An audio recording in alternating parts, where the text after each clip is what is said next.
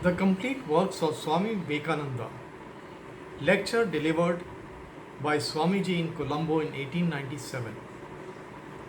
To the other nations of the world, the religion is one among the many occupations of life. There is politics, there are the enjoyments of social life, there is all that wealth can buy or power can bring, there is all that the senses can enjoy, and among all these various occupations of life, and all this searching after something which can give yet a little more wetting to the cloyed senses, among all these, there is perhaps a little bit of religion.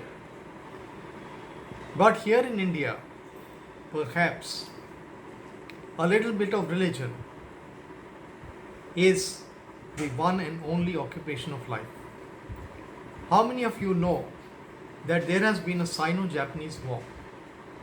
Very few of you, if any. That there are tremendous political movements and socialistic movements trying to transform Western society.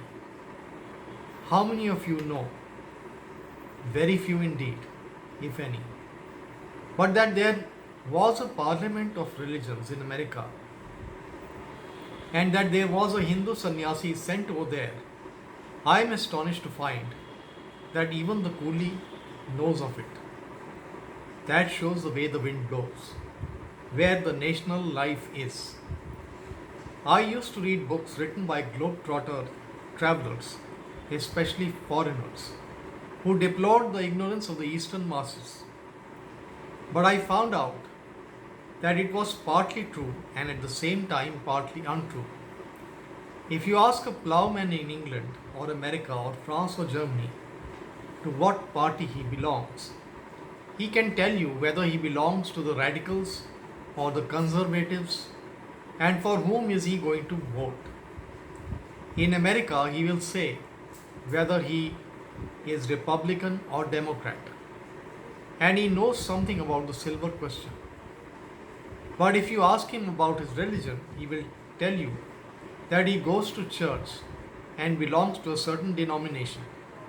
That is all he knows and he thinks is sufficient. Now, when we come to India, if you ask one of our ploughmen, do you know anything about politics? His reply will be, what is that? He does not understand the socialistic movements, the relation between capital and labor, and all that. He has never heard of such things in his life. He works hard and earns his bread. But you ask, what is your religion? He replies, look here, my friend, I have it marked on my forehead. He can give you a good hint or two on questions of religion. That has been my experience. That is our nation's life. Individuals have each their own peculiarities, and each man is his own method of growth. His own life marked out for him by the infinite past life, by all his past karma, as we Hindus say. Into this world he comes with all the past on him, and the infinite past ushers the present. And the way in which we use the present is going to make the future. Thus, everyone born into this world has a bent, a direction towards he must go, through which he must live, and what is true of individual is equally true of the race. Each race similarly has a peculiar bent.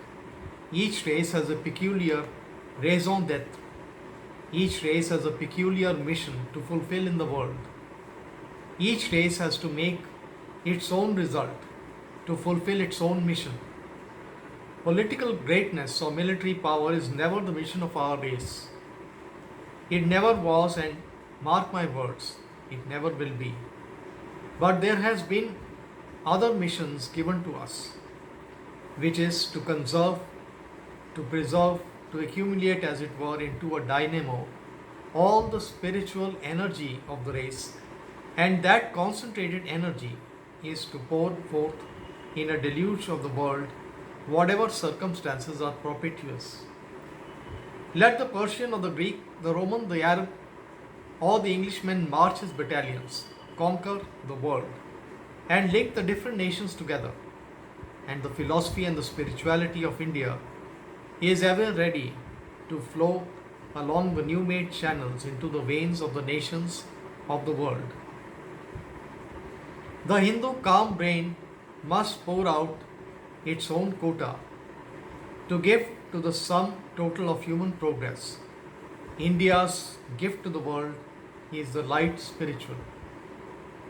Thus, in the past, we read in history that whenever arose a great conquering nation, uniting the different races of the world, binding India with other races, taking her out, as it were, from her loneliness and from her aloofness from the rest of the world into which she again and again cast herself.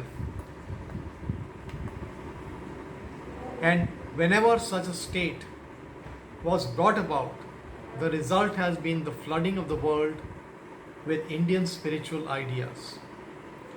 At the beginning of this century, Schopenhauer, the great German philosopher, studying from a not very clear translation of the Vedas made from an old translation into Persian, and thence by a young Frenchman into Latin, says, in the whole world there is no study so beneficial and so elevating as that of the Upanishads. It has been the solace of my life. It will be the solace of my death.